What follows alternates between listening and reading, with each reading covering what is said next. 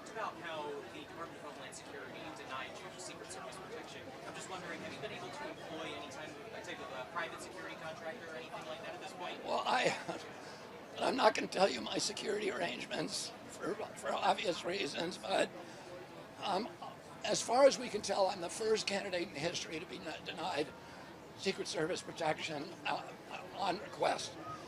My uncle got Secret Service protection. Teddy got Secret Service protection 441 days out, and he wasn't even running. So President Carter, who he was running against, it was a great personal antipathy between them. And nevertheless, he provided him Secret Service protection. John McCain got it 551 days out. Obama got it 551 days out. Literally, Jesse Jackson, Shirley Chisholm, you go all the way back, John McCain. All of them were given Secret Service protection much farther out than I requested it. Oh, the excuse that the White House has given that it's not available until 120 days out is just specious, it's dishonest, it's not true. This will be the last question. Do you think that E-15 microblend should be allowed to be sold under law? What? E-15 microblend, do you think that should be allowed to be sold under your law? Oh, I have to look at that. Okay, one more question. Mr. Kennedy, what are your thoughts on the DNC not posting the debate between On the what? What are your thoughts on the DNC not posting the debate? On the president?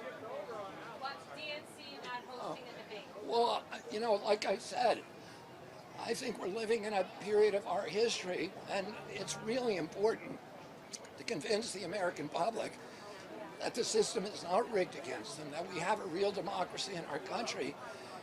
And part of having a democracy is that the public actually, the rank and file of the Democratic Party, the public gets to pick the candidate.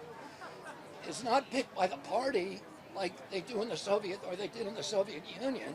It should be picked by the people. And they're not, you know, the best way to pick them is to have debates, to have town halls, to do retail politics, to come out to places like this, to face the press, to face the public. Because otherwise, you know, we have politicians who are living inside of a bubble. And the only people they're talking to are the billionaires who are writing them checks.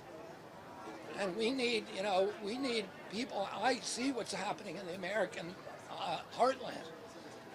I see the desperation, the mental illness, that we've never seen anything like this before, the epidemics of opioids firsthand, the epidemics of alcoholism and depression, of drug abuse, of the use of, you know, the absolute use of SSRIs, and the debt, you know, this extraordinary debt that Americans are being crushed by.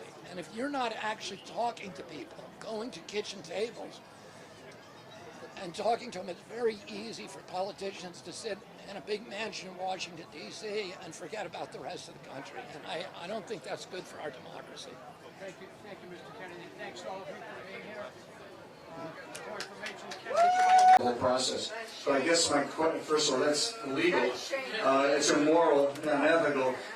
Are you going to run as an independent? Well, at this moment, If they jam you. if they jam me, I'm going to look at every option.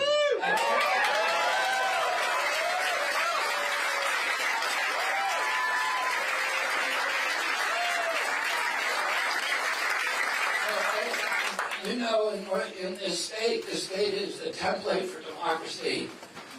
This is one of the, you know, between this state and Iowa, this is the only place where you really have to do retail politics.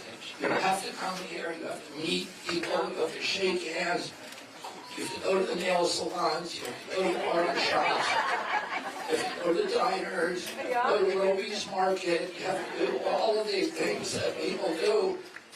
All the other states in the country are content that, you know, if they fly over 30,000 feet and carpet bomb them with advertising that costs $1 billion that they've raised from billionaires, and then they drop in occasionally for a highly staged, highly orchestrated rally. There's a screened audience, and it's a kabuki theater of democracy. It's not real democracy. Here you got to do real democracy. You got to answer tough questions. You know, from people like Scott Brown. You got to come to this barbecue. You got to face down the old lady in the diner who reads the Financial Times every week, and the Economist, and is asking the question, the follow-up question. And, you got to know the answers. And this is the only state where you have to do that. Where people do not make up their minds. They've seen the politicians again and again. It's really important. This has been a gateway for democracy in this state, and it's really a tragedy that the Democratic Party, which has been fighting for voting rights, one man, one vote, one person, one vote, since I was a little boy, that was the principal thing that the Democratic Party stood for. And the Democratic Party today has made a decision that's going to disenfranchise all the people of New Hampshire and all the people of Iowa because they did not vote for President Biden last time around. And the charter of the Democratic Party says that the party must remain neutral in political campaigns. But 6 days after President Biden announced from his basement with a press release, not in real life, the DNC officially endorsed him and said, he is our guy, we are supporting him, we don't want anybody else to run. They're violating their own rules, and I'm going to work with them over the next couple of weeks and try to reinstate the commitment the party has to democracy. And I have to make a decision by October 15th. And I'll see what events occur between now and then. Sir, I'm over here to your left. Your left, really not to your left. I mean, probably to your right. That's a joke. No, to your left, really. Mr. Kennedy. Very quickly, a couple of things that are disturbing me about some of the misinformation that's coming out from some of your rivals. As an example, DeSantis says that he's willing to use deadly force to stop the influx of drugs coming into the country. Tim Scott says he wants to build a wall, and if he builds the wall, that's going to be the end of the drug cartel. Well, let's face reality. The drugs are not coming into this country in the backpack, and people are coming across the Rio Grande. They're coming in with the 1,800 trucks that come across the border every week in one checkpoint in Texas. They're coming through the cargo ships that are coming in from China into California. They're coming into anyway, I'm just not your opinion is what you feel is the way to control the drug problem that we have in this country. Okay, there's two issues, and that's a good question. One is we need to control the border. We need to control the human influx from the border, which is a humanitarian tragedy. And I've been down there. And they're being run by the Mexican drug cartel. I watched it over 2 hours between 2 a.m. and 4 a.m. at a gap in the wall in Yuma. 300 people coming across the border, and the cartels, each 55 per bus load, buses owned by the cartels. They each knew exactly what would happen to them because the drug cartels are advertising all over the world on TikTok and YouTube and saying, here's what you do, give us $15,000, we will get you into the United States, and they tell them each step along the way what to do. It's extraordinary. I expected that I'd see a lot of people from Latin America and Central America who were fleeing oppressive regimes or drug wars. I didn't. I saw only 2 families at night, one from Colombia and one from Peru, and they had legitimate asylum claims. None of the other people did. The first 120 were from West Africa, young men, military age. The second 120 were from Uzbekistan, Afghanistan, Kazakhstan, Azerbaijan, Tibet, Nepal, China, India. None of them said they had an asylum claim. They all said they were here to get jobs and make money. As soon as they cross the Border Patrol processes them, and if they're not criminals, and they are brought to the Yuma airport, they're given an airplane ticket at our expense if they can't afford for it, to any destination they want in the United States. 7 million have come across in 3 years. And our legal immigration during that period was 3.1 million. The Mexican drug cartels are running U.S. immigration policy. 9 border patrol agents have committed suicide over the last year because they're not allowed to do their jobs. Those immigrants I interviewed them. They had been extorted, they had been exploited, they had been robbed, they had been one raped, and beaten. A Peruvian family had their entire life savings. Oh, I went to a rape center in Yuma that just treats people who were raped by the cartel, children and women. It is horrific. What's happening there is like nothing I've ever seen. The immigrants come across, they're given a court date with an asylum judge 7 years in the future. Wow. And then they're allowed to stay here for 7 years, but they have no legal status here. So what happens? They're exploited by unscrupulous employees who give them $6 or $7 an hour. At construction firms in New York, there's 110,000 landed in New York. They're crushing the social service system in New York. Mayor Adams is now, who welcomed them at first and declared New York a silent city, now says New York is going to be destroyed. They're putting them in encampments on Randall's Island on the playing fields. The children in New York City were locked for 2.5 years so they couldn't play sports. Many of those kids were on scholarship trajectories. They weren't allowed to play their sports. Now they're finally out from COVID, and they can't play their sports because there's immigrants encamped on their fields. I worked with Cesar Chavez for the last 20 years of his life. I worked mainly on pesticide issues. He was very, my father's close political ally. Because of my work with him, when he died, his family honored me by asking me to be a pallbearer in his funeral. He had 2 great concerns during the last 20 years of his life. One of those concerns was pesticides, which dramatically and disproportionately impact Hispanic farm workers. The other concern was closing the border, because he saw that that influx of illegal immigrants were destroying his leverage to get good wages for his workers. And what you're seeing now in New York is the immigrants get a hold of Social Security cards, which is all you need to get a job. It's illegal to hire them. But they get a Social Security card, which is easy to fabricate, there's no picture on it. And they can go to any job site, and so the jobs that will hire them, the unscrupulous employers, are now then go bid that site for a lower price than the union workers, and the union workers are being exploited. So here's what I'm going to do. Number one, first of all, I spent 3 days talking to Border Patrol, local law enforcement, people on both sides of the hospital, and everybody. Every single person I talked to said this can be shut down overnight. The most difficult thing we need to do is we need to hire huge numbers of asylum judges to adjudicate at the border before people come in. And if they do not, they're not covered with asylum, they shouldn't be allowed in. Well, what I'm going to do is something even more important.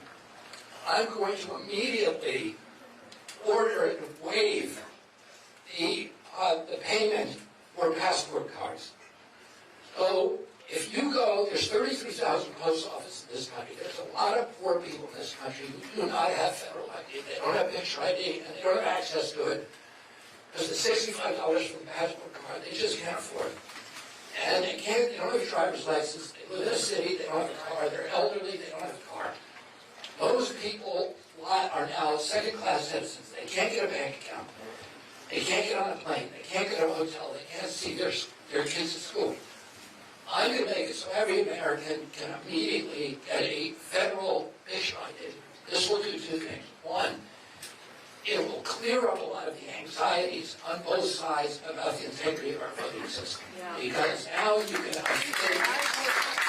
I'm supported by Andrew Young, by Al Sharpton, by the Civil Rights League, who say, yeah, once we give everybody a photo ID, then we're okay with people demanding ID before you vote. And so the anxieties on both sides of those issues through a common sense solution can be eliminated. The other thing it will do is it will shut down the border overnight. Because now the employer has no excuse but to say, I will check their federal ID. Yeah. And if he doesn't do it, he goes to jail. And as soon as that happens, one person's going to come across that border. Because they know they're not going to get a job in the United States of America. That's why they're coming here. I talk to them. That's why. So I'm going to do that. The other question you asked about fentanyl, with those guys, what DeSantis is saying, and with all due respect, Governor DeSantis, but it's just not true. Making a war in Mexico, opening another war, is insanity. We need to have good relationships with the Mexican government. But, there's no way in the world, your point was perfect. You cannot block the fentanyl from coming into this country. Fentanyl is so minuscule, it's 1/200th the size of the opium molecule. And so you could load in one briefcase enough fentanyl to kill every citizen of Los Angeles. There is no way to keep that out of this country. What we need to do is another approach, which is not the drug war, but we need to start healing. And I have a proposal to do healing centers and detox centers all over this country too. We are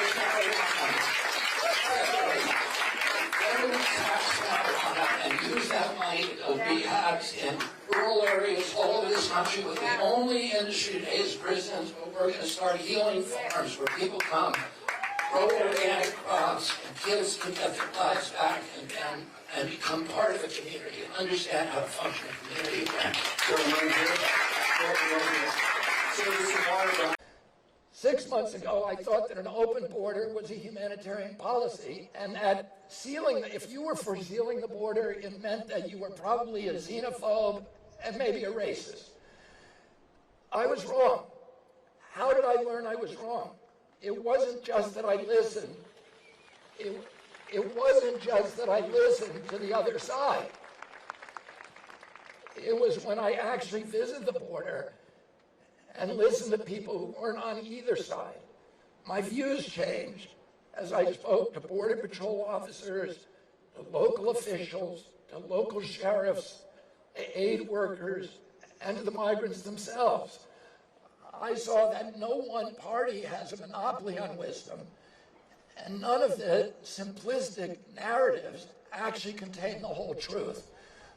My promise to you as president is that I'm going to do this on every issue. I'm going to listen to the stakeholders.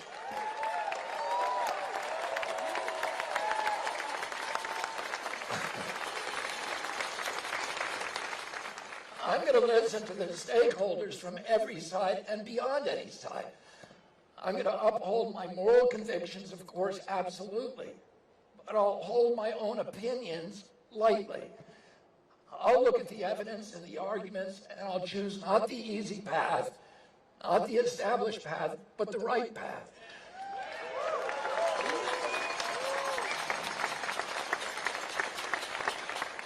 In making an independent run for president, I take inspiration from the one other president who did not have a political party, and that president was George Washington.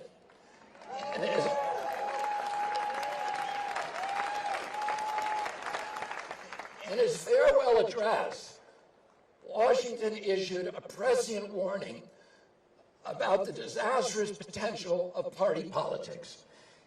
Inevitably, he said, political parties will be taken over by a cunning, ambitious, unprincipled minority who will serve the interests of the party rather than the interests of the nation and usurp for themselves the reins of government. Washington's dire prediction has certainly come true. I intend to wrest the reins of both parties and return power to the American people.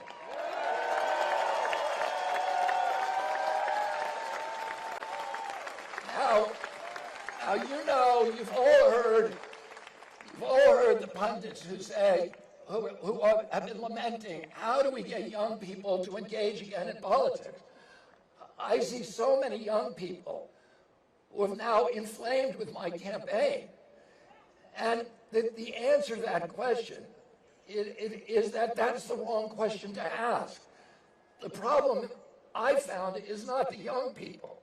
The problem is what my generation, the old people, have done to politics. The millennials and Gen Z are repelled by the toxicity, the pettiness, and more than anything else by the dishonesty. They want authenticity. Oh no, the problem is the politics. I'm committed to inaugurating a politics that is worthy of their engagement. I want to share with you a hopeful sign. I'm proud to say that my supporters include both pro-lifers and pro-choicers. They include climate activists and climate skeptics. They include vaccinated and unvaccinated. They include people who for years have been on both sides of the culture war. Why? Because more and more Americans are beginning to understand that for the good of our country, one cannot insist on getting one's way on every issue. They understand that people can disagree and still respect each other.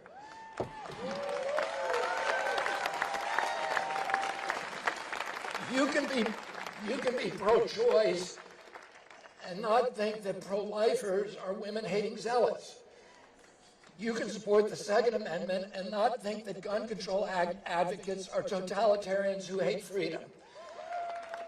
This is what I mean from independence. It's more than being independent of two existing parties. It's also independence from tribal thinking.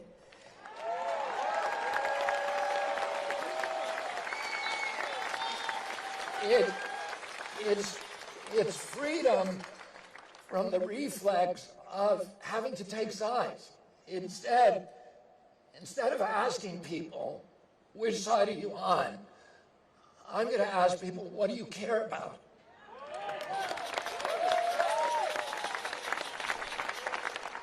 What do your children need? What is it like to be you? What do you love? Because our country is never going to heal if the formula, the only formula, is for one half of the population to vanquish the other half in a pitched battle. I haven't made this decision lightly.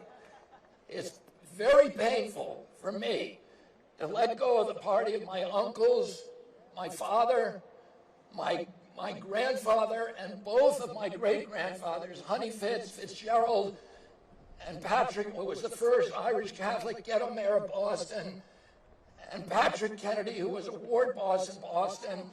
Both of them launched our political dynasty over 100 years ago. But my sacrifice is nothing compared to the risk our founding fathers took when they signed the Declaration of Independence 247 years ago. They knew that if their revolution failed, every last one of them would be hanged. They chose to place everything on the line. When John Adams put his pen down after adding his signature to the Declaration, he turned to those present and he said to them, sink or swim, live or die, survive or perish.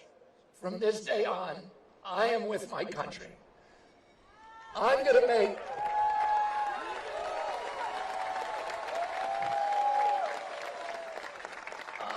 make that same pledge to you today, so that I can stand before you, as every leader should stand before you, free of partisan allegiance, free from the backroom deals, servant only to my conscience, to my Creator, and to you.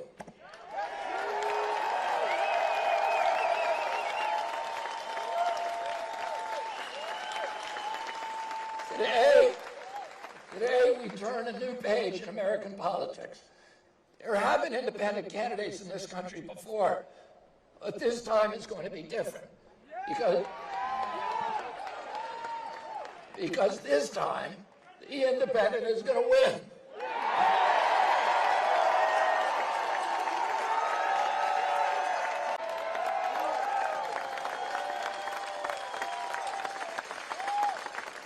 There's no other explanation for the enthusiasm I see every day as more and more people flock to this campaign. Sometimes it gives me goosebumps. Their minds may tell them that the situation is hopeless, that the elites are too entrenched, that the corruption is too deep. But their hearts say otherwise. I know that because I meet scores of people every day, even those in the most difficult circumstances, who have not given up on America. I've walked picket lines in Los Angeles with hotel workers who live in their cars because they can't afford rent.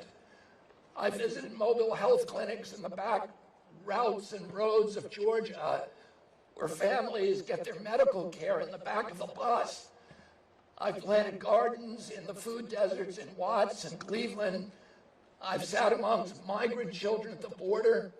I've met social workers and doctors in Yuma who treat these immigrants with kindness and heartbreaking generosity as if they were members of their own families.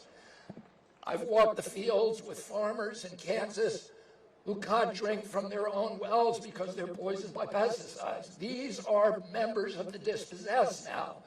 I've sat at kitchen tables in Pennsylvania with parents working every hour that God gives them to afford a home of their own, only to have to get outbid by a hedge fund with a cash offer at the last minute. I've worked with veterans who serve honorably in foreign wars and come home then to a country that is bankrupted by those wars. I've eaten with small business owners who had to board up their dreams as Amazon cashed in. I've talked from moms from Nevada to New Hampshire who lie awake at home juggling unpayable bills, choosing between gasoline and groceries. I've met senior citizens who cut their pills in two to stretch out their prescriptions. And I pulled dead fish from rivers that are clogged with chemical runoff and waste. And I've read stories to children who are devastated by chronic disease. It can all look pretty dark. We seem to be cycling from despair to rage and back to despair again. The country is sitting on top now of a powder keg.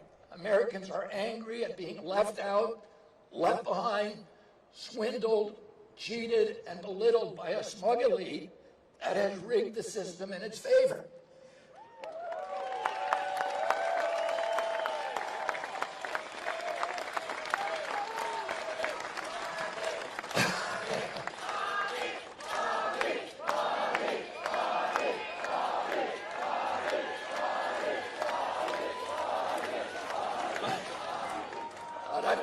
Seen hope.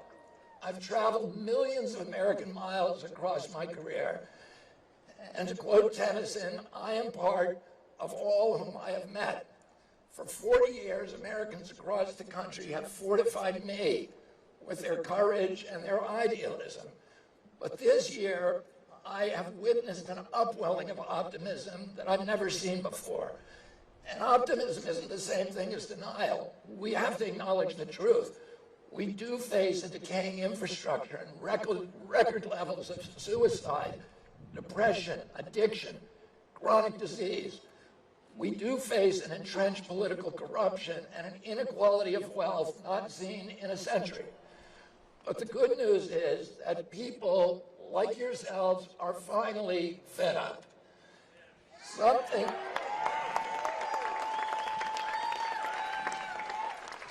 is stirring in us that says it doesn't have to be this way. People stop me everywhere at airports, at hotels and malls, on the street, and they remind me that this country is ready for a history-making change. They are ready to reclaim their freedom, their independence.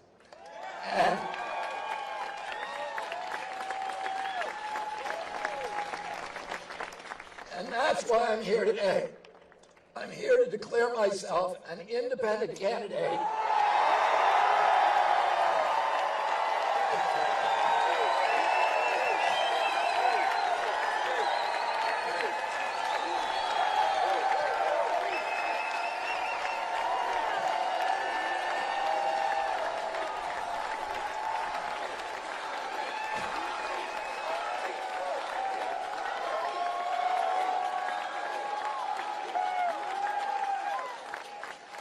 been a candidate for president of the United States. People ask me, can you win? And I want to turn that question back on you. Will our movement win?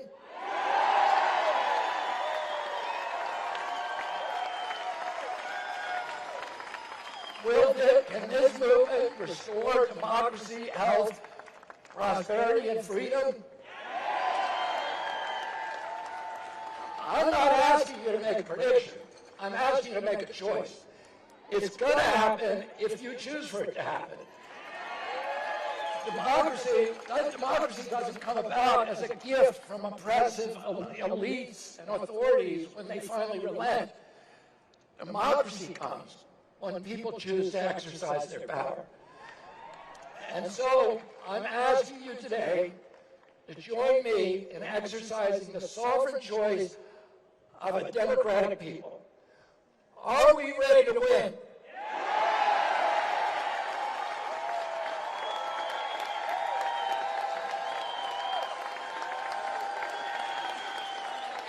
Are we ready to win?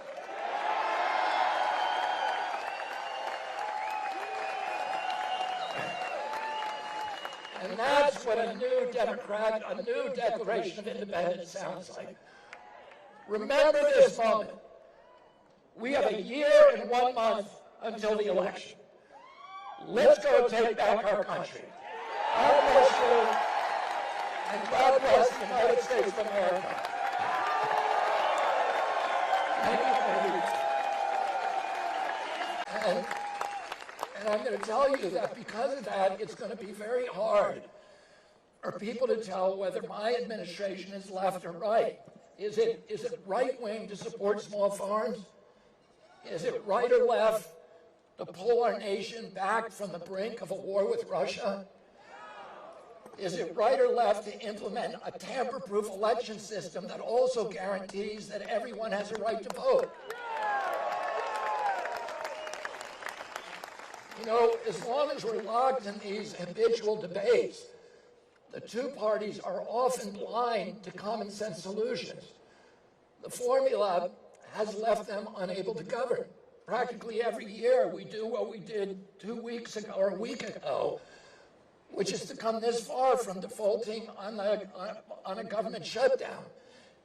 And that's just the most obvious example of the paralysis of the two-party system. The system runs on inertia, year after year, decade after decade. It's like a runaway bus filled with teenagers fighting about who should take the wheel, and they ultimately learn that whoever the driver is, they're all obeying a GPS with a program that's written by lobbyists and corrupt corporate insiders. So I'm not going to just take the wheel. I'm going to reboot the GPS.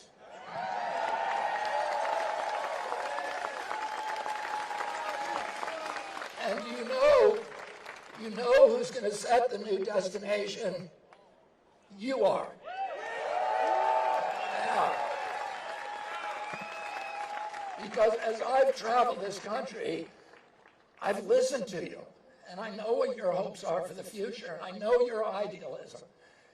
And together we're going to set the GPS toward the promised land, the promise that Jonathan Winthrop gave us, the great Puritan leader in 1630, when he stood on the deck of the sloop Arbella and said and pointed to the verdant landscapes that no European had ever seen.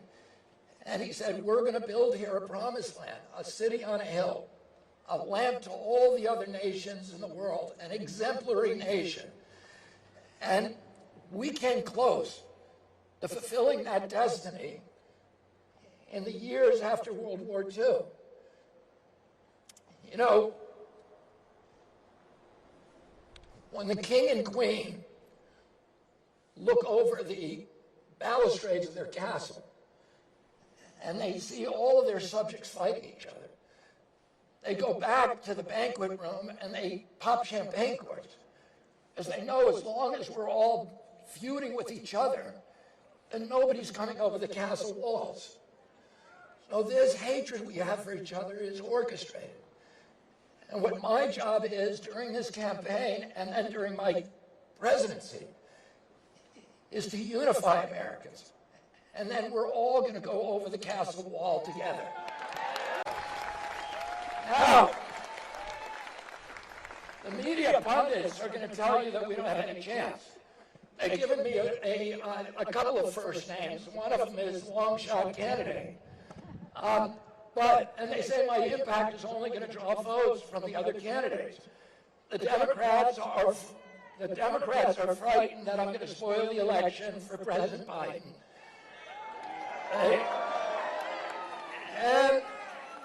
And the Republicans are frightened that I'm going to spoil it for President Trump.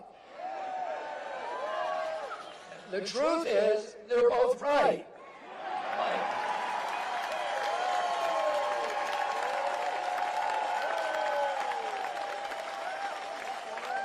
My intention is to spoil it for both of them. And only that inside the Beltway myopia deludes them into thinking that we have no chance of winning. I have seen the polls that they won't show you. I've sat at the kitchen tables that they don't bother to visit. I've shaken hands with tens of thousands of invigorated Americans over the past 6 months who are excited about a change. And I can tell you our campaign has ignited a movement that has been smoldering for years, a movement to reclaim democracy, to resurrect the promise of our republic, the promised land. And that's the real reason that the party elites in Washington and the insiders are terrified of my candidacy. They recognize an authentic challenge to their power when they see one. There have been anti-establishment candidates before, but none of them who understands actually how to get the job done. Unlike President Trump, I've been fighting corporate corruption and suing government agencies for 40 years. I know how they work, and I know how to clean them up. And unlike any president since 1963, I will stand up to the military-industrial complex.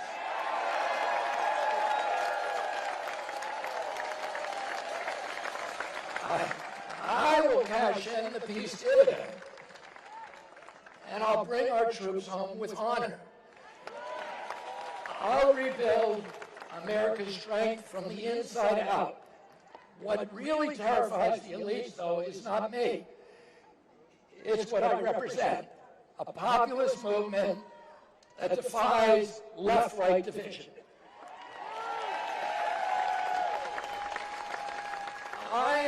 I am merely the bowsprit of a ship that is going to cut through the armadas of corruption, of secrecy, of lies. And except for the small minority of public officials who are actually corrupt, I'm going to tell you this secret. I am no enemy to the people of the two-party establishment, because guess what? They don't believe in it anymore either. They don't believe their own posturing. They don't believe their own rhetoric. That's why so many public figures, Democrats and Republicans, have told me quietly, I can't support you publicly, but I really hope you win.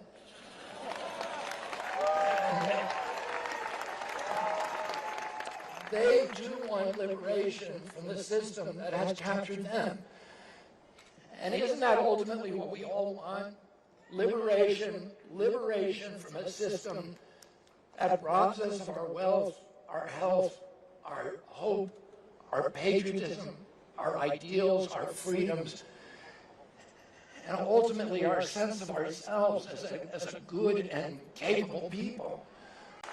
3/4 of Americans believe that President Biden is too old to govern effectively. President Trump faces multiple civil and criminal trials. Both of them have favorability ratings that are deep in negative territory. That's what two-party politics has given us. And that's why we need to pry loose from the hammerlock of the corrupt powers in Washington, D.C., and make this nation ours again.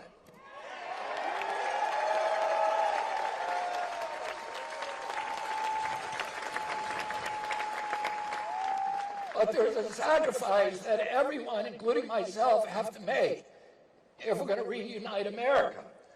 We're going to have to surrender the kind of political addiction that is ultimately at the root of all of these divisions. And that's the addiction to taking sides. Our nation's renewal is going to begin when we start to treat each other with respect.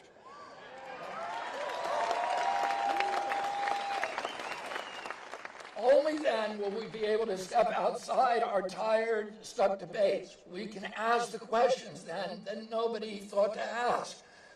We can discover solutions that were right in front of our face. We will listen not just to the other side, but to those who are apart from any side. In a two-sided conflict, both parties have a kind of mutual dependency. Each side depends on the other to define themselves as good guys, in contrast to the other side, who of course are the bad guys.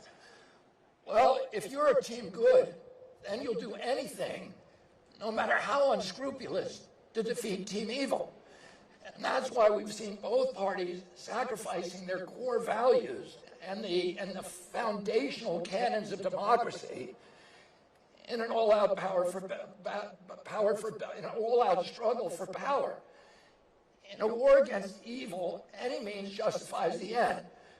The result is that we ourselves become evil if we participate in that battle. The child who is obsessed with hating a parent becomes that parent. As I've surrendered my attachment to taking sides over the past 6 months, I've been able to listen with new ears to people with whom I disagree and to see solutions that would otherwise have been invisible. Moses, during the end of his life, he had brought the Jewish people from slavery in Egypt across the Red Sea, promising them they would get to a promised land. But 40 years later, he was 120 years old, and they had not found the promised land. And the Jewish people were angry at him, and they said to him, "Why did you bring us out of Egypt? We were better off in Egypt." He went to God, Moses went to God and said they're going to stone me. And God took him up to the top of the mountain, and he let him look over the river Jordan. And he showed him the land of Canaan, the promised land. And he said, "You can't lead them there.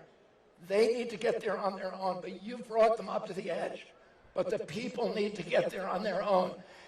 And he warned them, they can't waver from left or the right. They have to go forward. Martin Luther King, the night before he died, recalled that without mentioning the story. But he said to the people, "I've been to the mountaintop. I've seen the promised land. I know what it looks like. And I may not get there with you, but you're going to get there. But you have to get there yourselves. The people have to decide to take back the power in this country."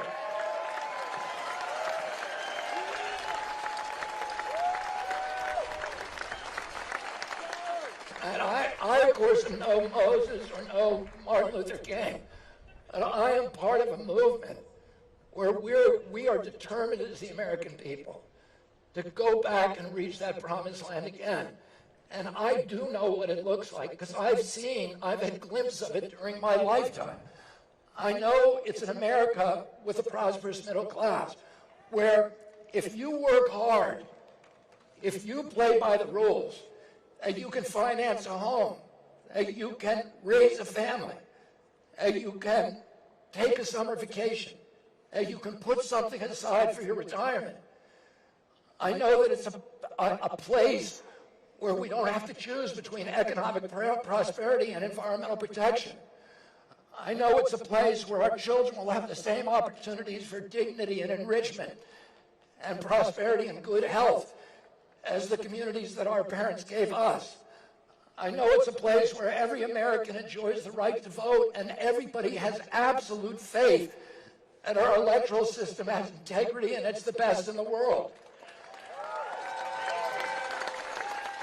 I know it's a place with incorruptible regulatory agencies. When I was a kid, the FDA, the CIA, or the FDA, the EPA, the NIH were the gold standard regulatory agencies in the world. The other nations in Europe and Latin America based their regulations on what our regulatory agencies said. They were absolutely incorruptible. They were gold standard science. I know that that promised land is a place which is a bastion for the rights that are enshrined in our Constitution. And I know that that promised land is a place where America is a moral authority around the world, and people look to us for leadership. And it's a place that promotes peace instead of war. And I know that America is possible when we declare independence from the deadlocked party establishment.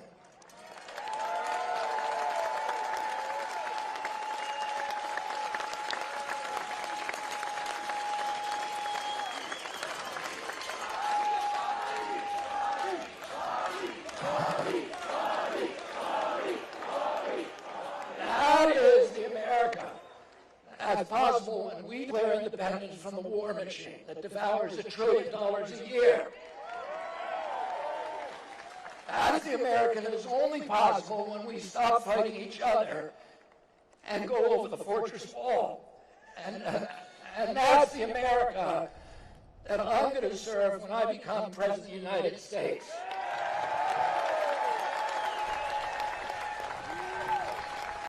I'm here to join you in making a new Declaration of Independence for our entire nation.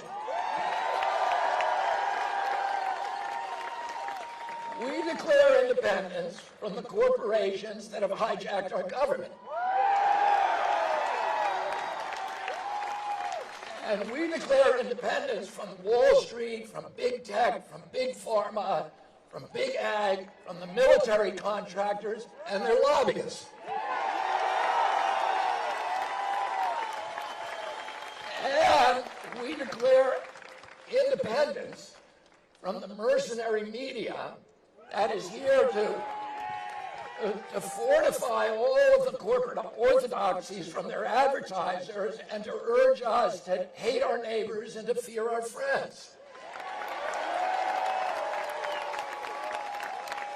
And we declare independence from the cynical elites who betray our hope and who amplify our divisions. And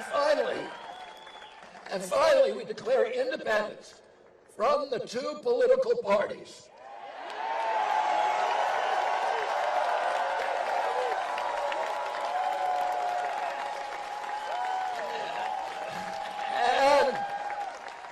and the corrupt interests that dominate them and the entire rigged system of rancor, of rage, of corruption, of lies that has turned government officials into indentured servants for their corporate bosses.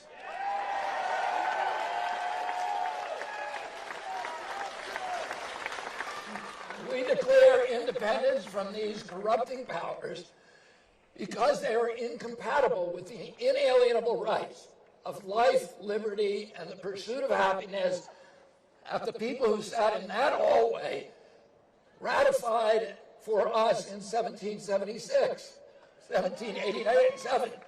Now we can guard life. How can we guard life when the for-profit corporations have captured the public agencies that are supposed to protect us? How can we enjoy liberty when a surveillance state seeks to hide the truth and to quash dissent? And how can we pursue happiness when debt and low wages imprison so many of our nation's families?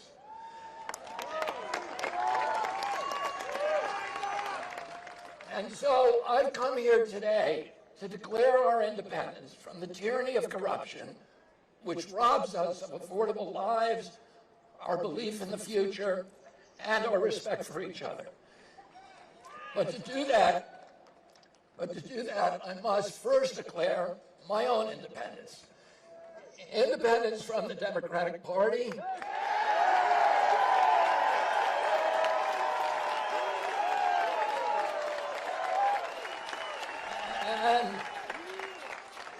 from all other political parties.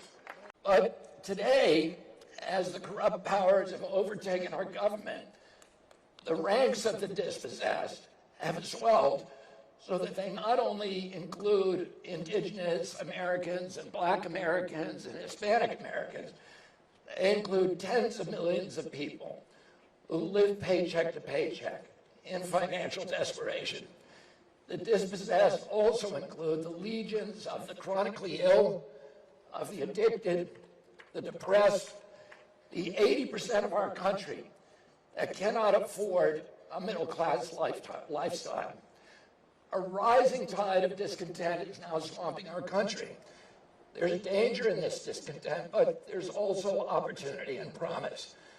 The danger is that the demagogues will hijack it toward fascism, or that our rulers would defer to us to use it as a pretense for an attack on an existential enemy, another in the long pipelines of continuous wars.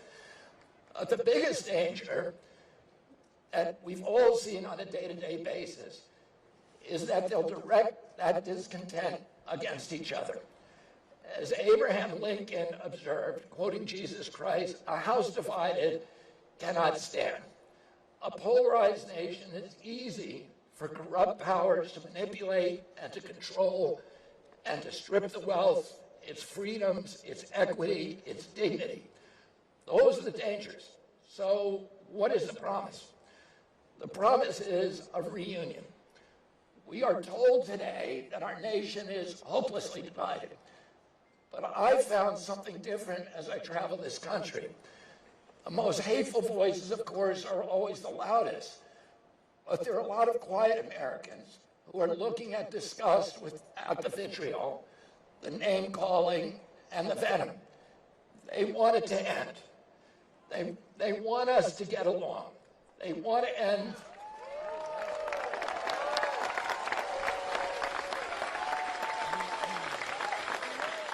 And you know, those loud, hateful controversies obscure these vast areas of agreement. Most of us agree, for example, that we should take care of our veterans. Most of us agree that we should seek peace abroad instead of war.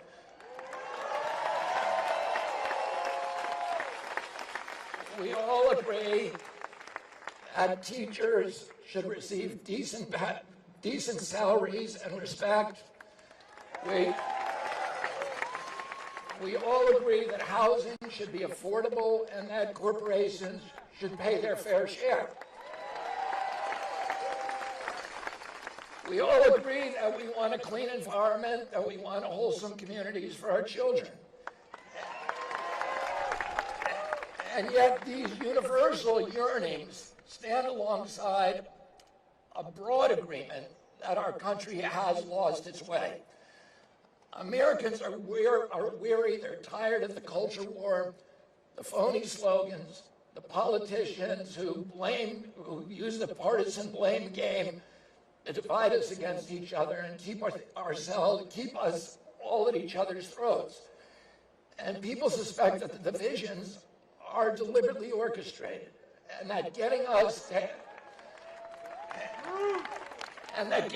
hate each other is all part of the scam. Okay, one more time. I just want to hear it one more time. Are you really ready for Bobby Kennedy?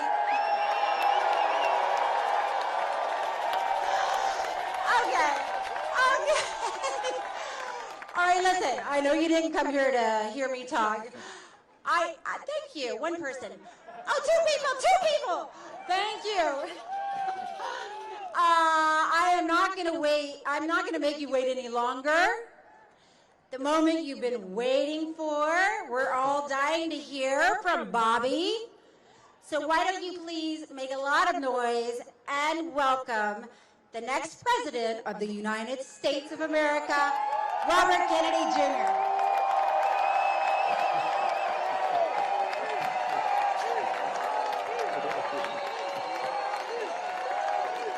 Thank you, Cheryl Hines.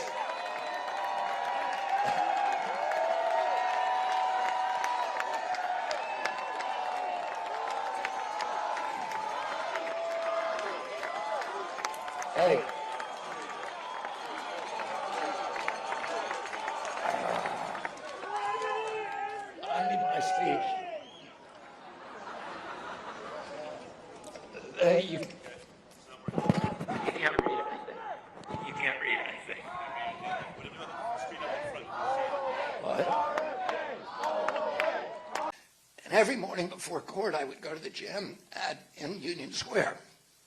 And Union Square in San Francisco is like Fifth Avenue in New York. It's where all of the big, flagship stores are for the American brands like Nordstrom's and Bloomingdale's and Macy's and Gap and Old Navy and Levi, and all the big foreign brands like Gap, like Gucci and De La Valle and Prada and Burberry and Ferragamo, and all of these giant stores there. Well, when I went back a month ago, all of those stores were closed. Oh, it's just acre after acre of plywood.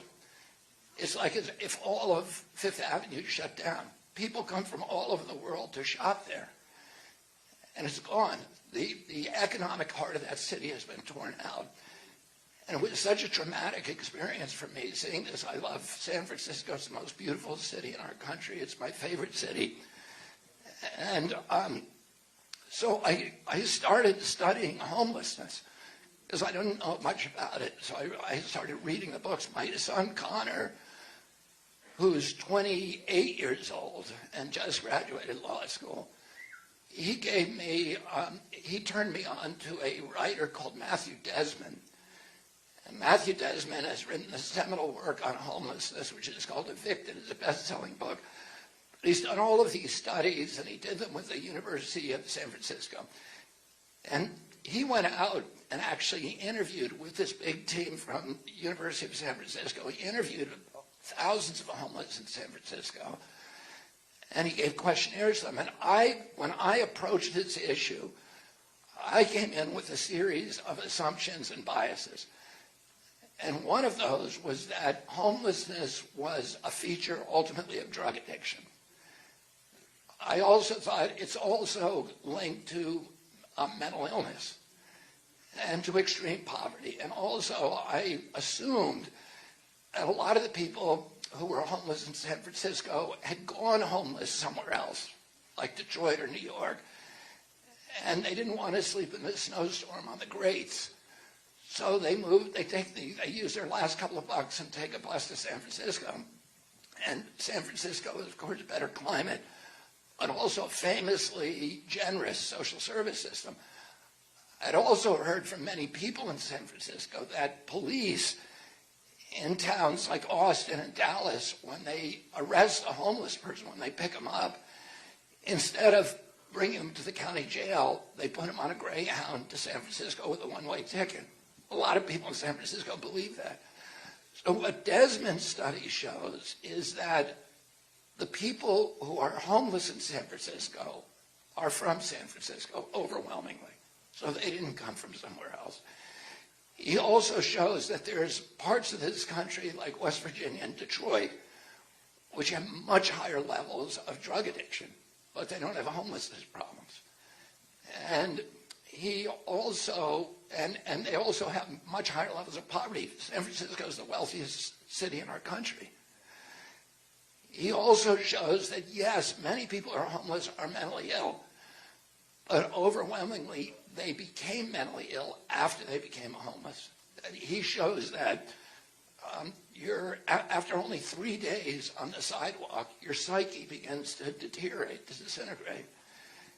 And what he says, and he shows with data, is that the one correlation to homelessness is housing prices. And California has the highest housing prices in the country. And what Desmond says is that this epidemic that we see of homelessness in San Francisco is building like a tsunami and is about to roll across our country and bring the same level of homelessness, but also the same levels of disintegration. The reason all these places shut down is because of the chaos on the street, because people don't want to shop there anymore because there's these homeless encampments everywhere. And that same phenomena is about to happen to the rest of the country because the price of housing is skyrocketing. And, so I know that I can fix it, and I can fix it fast. But I can't do it alone. I need an army. I need your help, and particularly, I need your help now getting on the ballot in each state. The Democratic and Republican parties are going to try to prevent me from getting on the ballot. We have 250,000 volunteers now. We are getting bigger crowds than any of the other presidential candidate, with the exception of Donald Trump. And we are already way ahead of our metrics for getting on the ballot in the states where we are legally permitted to go after them. States like Maryland, we're double where we're supposed to be at this time. So I know we can do it, but we need a lot of help, and we need you to do it. And so I'm asking you to sign up tonight. Make sure that you sign a petition for ballot access, and if you're willing to help us on this, on getting ballots in Georgia and South Carolina, please sign up tonight. And I want to ask you to do something else. One of the reasons that I do so well with young people is that, of people under 45, is that people under 45 are not getting their news from the mainstream media. I honestly don't know if my children have ever seen an evening news broadcast. And they're very well informed, but they get their money, they get their information from what we used to call unconventional sources. They get it from listening to podcasts, and they get it from social media and a lot of alternative media. So, and that's why I'm doing so well in those groups. And independents who are critical thinkers do the same thing, because they're looking at unconventional sources of information. But if the only source of information that you have is MSNBC, CNN, and the New York Times, well, if I was living in that information bubble, I would have a very low opinion of myself.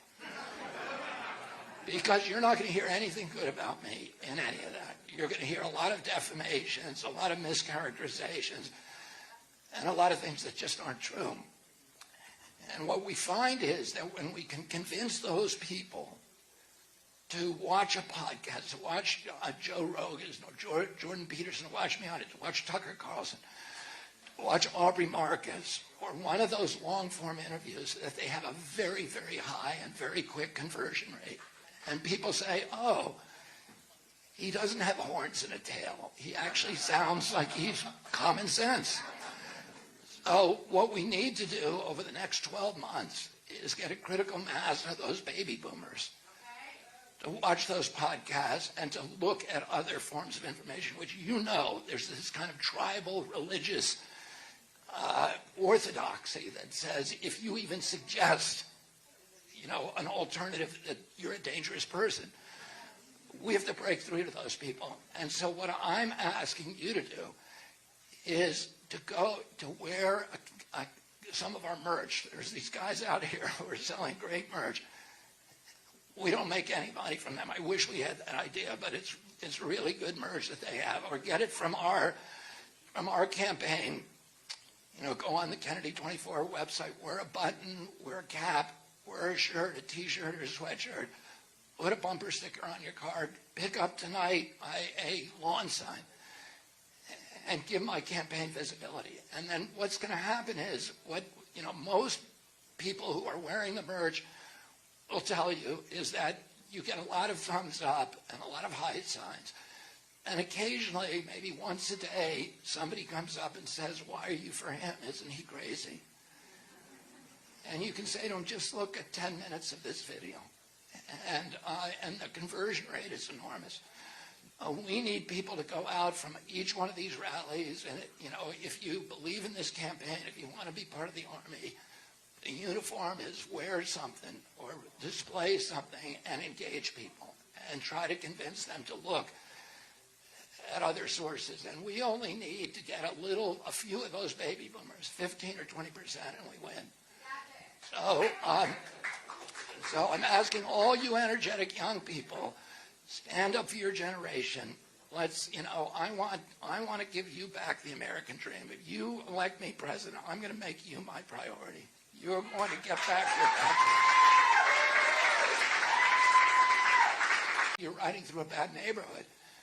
Well, that's how half of America is waking up every day, with that sense of impending doom, and not seeing how there could possibly be a good ending. And this is not the way that, you know, young people are supposed to be viewing their prospects. My kids are worried about, they don't think about even buying a house. They're worried about their college debt. You know, our generation told them, you got to go to college. And now they've come out of college and the jobs are not enough to run their lives, much less pay that debt that's landed on them. Oh, it's been a betrayal of this generation. And you remember, the other thing is about this generation lived through the COVID pandemic. And they had to make the sacrifice for the older people. That's what they were told. That they had to have, you know, they had to homeschool. They missed that experience. They had, you know, we're seeing this generation of kids that all need remedial education. They didn't get that experience, and then we closed down 3.3 million businesses without any due process, with no scientific citation, with no notice and comment rulemaking, no environmental impact statement, all the things that government is supposed to do before it asks us to make a sacrifice. None of that happened. Democracy was just one guy, a 50-year bureaucrat who never won an election, who just said, everybody shut down your houses, and 2 presidents went along with him and got rolled by a bureaucracy. They never said to him, show me a scientific study that justifies this. And Amazon, who I'm suing right now,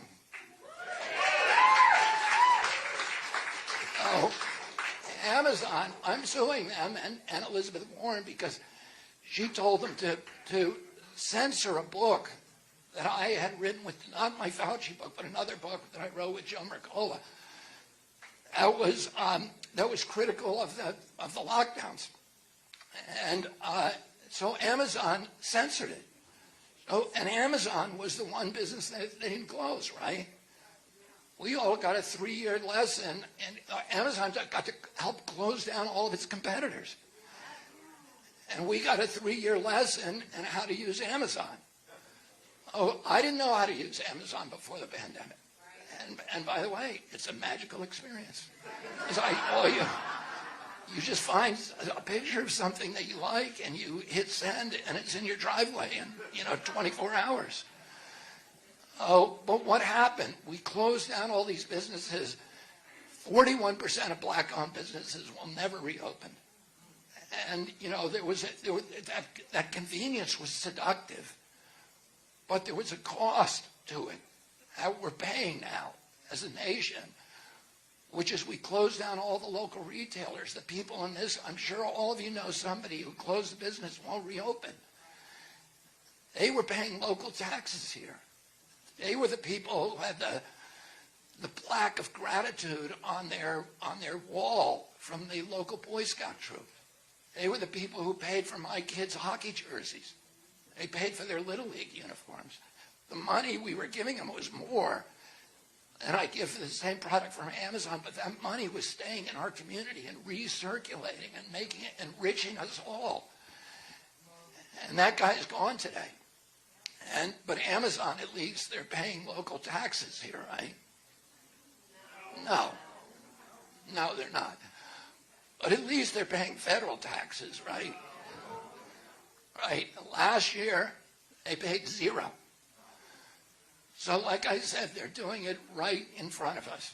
They are strip mining the wealth and the equity from our nation, from the middle class. During the lockdowns, we shifted $4 trillion north from the American middle class to this new oligarchy of billionaires. We created 500 new billionaires, a billionaire a day in 500 days of lockdown. And we destroyed the American middle class and the prospects for our children. I'm really happy to be here in Utah. We had to change locations 2 times because the crowd kept getting so big. So I'm really just, I'm overjoyed to see. And I love coming to Utah. I've been coming here. The first time when I was 10 years old, my dad brought us all, 10 of us, to the state to run the Yampa and the Green. And I've come back here to do whitewater kayaking, to do climbing, to do skiing almost every year. My son Finn went to winter sports school, so he was, his high school was here up in Park City, and I got to come out and visit him a lot. I love this state. It's got the best skiing in the world, the best snow in the world. We all know that. And I don't just say that when I'm in Utah. I say that when I'm in Colorado and everywhere else. And Governor Walker just told me that we're going to get the Olympics here in 2034. I'm very happy about that, too. And I will be here for that, God willing. I'm very, very proud of Amaryllis, who is not only the campaign manager, but my daughter-in-law, and has had an incredible career serving our country and has devoted herself and her life's energy to ending the warfare state and the war machine. And I'm very, very proud of her.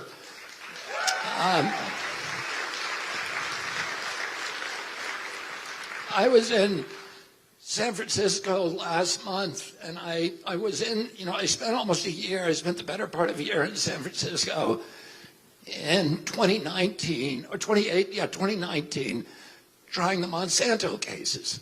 So we had about 2,200 cases, mainly of home gardeners, who had gotten non-Hodgkin's lymphoma from using Roundup. And the way the multi-district litigation works, there was a lot of other firms, about 4 other firms that also had their own cases. You consolidate all those cases, and then you try them one at a time, usually in front of the same judge, although we switched judges, but we were trying them one at a time. We tried the first 3. The first one, hello? Either way, if you can't hear me, because if I let me move back. If I drop this microphone so that you can't hear me, please raise your hand, and it'll remind me to put it closer to my mouth. Can you guys hear me? Anyway, the first case, we won $289 million from the jury. The second case, we won $89 million. And the last case, we asked for $1 billion from the jury. It was a couple. They and their Labrador Retriever they were spraying in the garden every day, and they'd take the dog with them. The husband and wife both got non-Hodgkin's lymphoma at the exact same time, and the dog got it the same time the dog died. We asked the jury for $1 billion, and they came back with $2.2 billion. And that's when Monsanto came to the table, and we ended up negotiating settlements for all the cases. Monsanto took glyphosate out of Roundup for home gardening. It's still on our food crops, and still farm workers are still being exposed. But home gardeners are not. But I spent a large part of that year in San Francisco, and every morning, okay, I'm being told to stand back here because the sound is better. Every morning, I would go to the gym in Union Square. Union Square in San Francisco is like Fifth Avenue in New York. It's where all the big shops, all the big American stores, Nordstrom's and Macy's and Bloomingdale's and Gap and Old Navy and Levi are there, and then all the big foreign brands like Gucci and De La Valle and Prada and Burberry and Ferragamo all have big flagship stores there. People come from all over the world to shop in Union Square. And I would go there every morning before court to go to the gym. And I went back there last month, and all of those stores are closed. It's just acre after acre of plywood. And they're closed because of the chaos on the streets in San Francisco now, because there's a huge homeless population. And, you know, people are scared to go. People are worried about their safety. There's hygiene problems. There's all kinds of, it's not a pleasant place to go anymore. To me, it was heartbreaking. San Francisco is my favorite city. It's the most beautiful city in this country. And it's had its economic heart ripped out of it. And it made me curious about homelessness, which is an issue that I really didn't know much about, you know, other than what we all kind of know about it.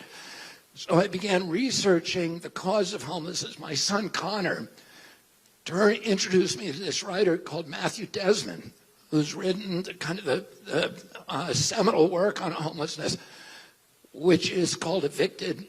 But he's also done a lot of studies with the University of San Francisco, and they've actually gone out and interviewed thousands of homeless and given questionnaires to thousands of homeless people in San Francisco.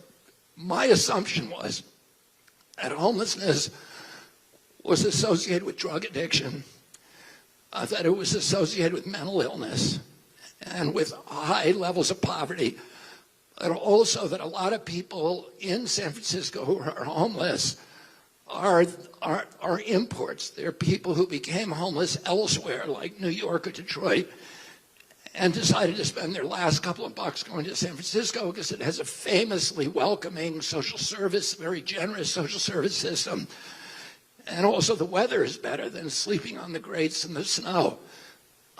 That was my assumption. Also, people in San Francisco told me that in cities like Dallas and Austin, the police, when they arrested a homeless person, instead of putting them in the county jail, would get them a one-way ticket on the Greyhound to San Francisco.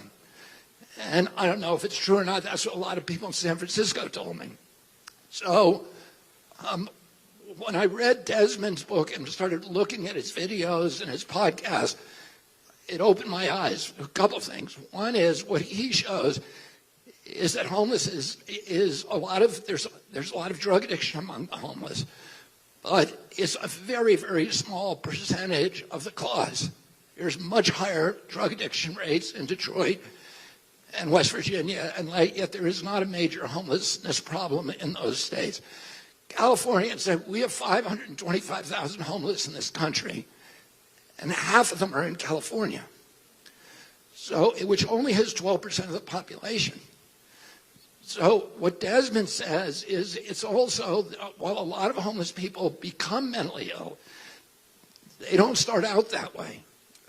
You become mentally ill when you spend, even after 3 days on the sidewalk, your psyche begins to deteriorate, and people become mentally ill when they're homeless. And also there's levels of extreme poverty in other places like Detroit and New York, and they don't have the problem. What he shows, the one correlation, and also what he found is the people who are homeless in San Francisco, almost all of them are from San Francisco. They didn't move there. And what he says is the single biggest correlate is housing prices. San Francisco has the highest housing prices in the country. And California has the highest. Where I live in California, there's 7,000 homeless in LA, and the average price of a home is $800,000. So you need to make $250,000 to be able to live there, to be able to own a home. And what Desmond says is this epidemic of homelessness that is in California now is building like a tsunami, and it's going to sweep across this country, because the price of housing is going up so dramatically in this country. And 2 years ago, the price of an average home was $215,000. Today, it's $400,000. And the interest rates have gone from 3%, now they're approaching 8%, which means you're going to pay 10% or more. And, you know, for my kids, I have 7 kids. My oldest son is in a home, whose Amarillo's his husband. The younger ones, who are all between 20 and 30, all have good jobs. They all went to the best schools, and none of their friends are considering buying a home because it's just out of reach for them. They're thinking of how to pay their student loans. You have a whole generation of kids in this country for whom the American dream, for my generation, the central proposition of the fundamental proposition of the American dream was that if you worked hard, if you played by the rules, that you would be able to finance a home. You'd be able to take a summer vacation. You could raise a family. You could pay for your retirement on one job. There's nobody in that generation who believes that that promise is going to be kept to them. You have in about a month ago, in 2013, there was a poll taken of young people under 35. Amarilla said that, my poll numbers show me 10 points ahead in that generation, under 35. But I'm also winning under 45. I'm beating in a three-way race against Trump and Biden. I'm winning that generation.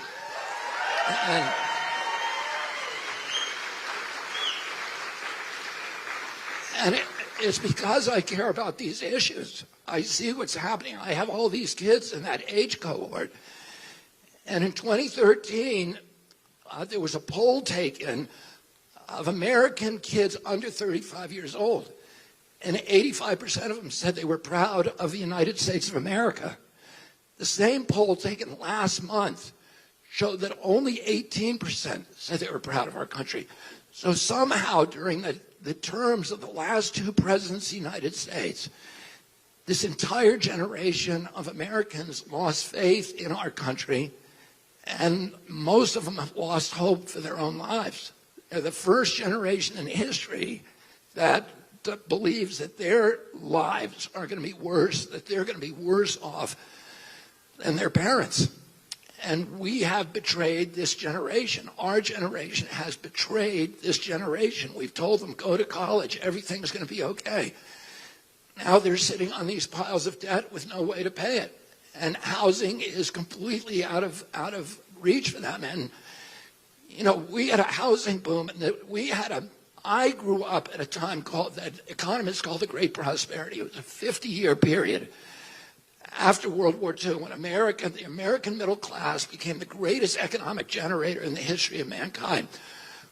When I was 10 years old, my uncle was president. We owned in this country half the wealth on the face of the earth. We were the biggest exporter of goods in the world. Everybody wanted what we have. They wanted our blue jeans. They wanted our transistor radios, RCA Victrolas, American automobiles. Everybody, and they wanted our moral authority. They wanted our leadership. And a lot of that was kicked off because we put an entire generation in homes immediately after World War II with the GI Bill and this other legislation that got an entire generation into homes. If you own a home, you care about your community. You care about your police. You go to the PTA meetings, the schools, the transportation. You care about the appearance of your home. You care about your neighbors. But more importantly, you have an entree to the capitalist system because you can borrow money. Oh, if you have an entrepreneurial impulse, you can pursue it because you can take a second mortgage on your house and you can buy, you can invest in a restaurant or a bowling alley or a garage or a retail outlet. And that's what happened after World War II. You had a whole generation who were in houses and they made bets. And the American middle class became this extraordinary economic generator. Well, today we're going from a ownership society to a rental society. And that means that we're going from being citizens to being subjects. And why are housing prices so high? One of the reasons, of course, is inflation, which affects everything, because we spend $8 trillion on wars. We spent another about $8 trillion on COVID, so $16 trillion for which we got nothing in return. And that's being paid for by the American middle class. And that's one issue. That's affecting the price of everything because they printed the money without asking permission, without levying taxes, because they didn't have the courage to come and say, we're going to raise your taxes to pay for this and that war. And the way they pay for it is through a hidden tax, a stealth tax called inflation, which lands on the middle class, people in fixed incomes. So everything is going up, but housing is going up more than anything. And why is that? Well, one of the reasons is there are three giant corporations, BlackRock, State Street, and Vanguard. And those corporations own 89% of the S&P 500. So they own business in this country. And now they've decided that they want to own the residential housing, and particularly the single-family homes. BlackRock does not buy single-family homes, but it owns Blackstone. BlackRock and Vanguard own Blackstone. By the way, they all own each other, and Blackstone is buying the single-family home. So it's the instrument through which BlackRock is the biggest corporation on earth, has $10 trillion under management. It's 3 times the state of California, the economy. It's the 3rd largest economy in the world. And they own, as I said, the business in this country, and now they're looking to buy the land, the agricultural land, and the residential housing. And corporations already own 6% of the housing in this country, and they're on a trajectory to own between 40 and 60% within 6 years. So all of you have this experience, or know people who've had this experience. They're about to go into escrow or sign a contract on a home, and at the last minute, somebody comes in with a cash offer 20% greater than the asking price and sweeps it off the table. And you have...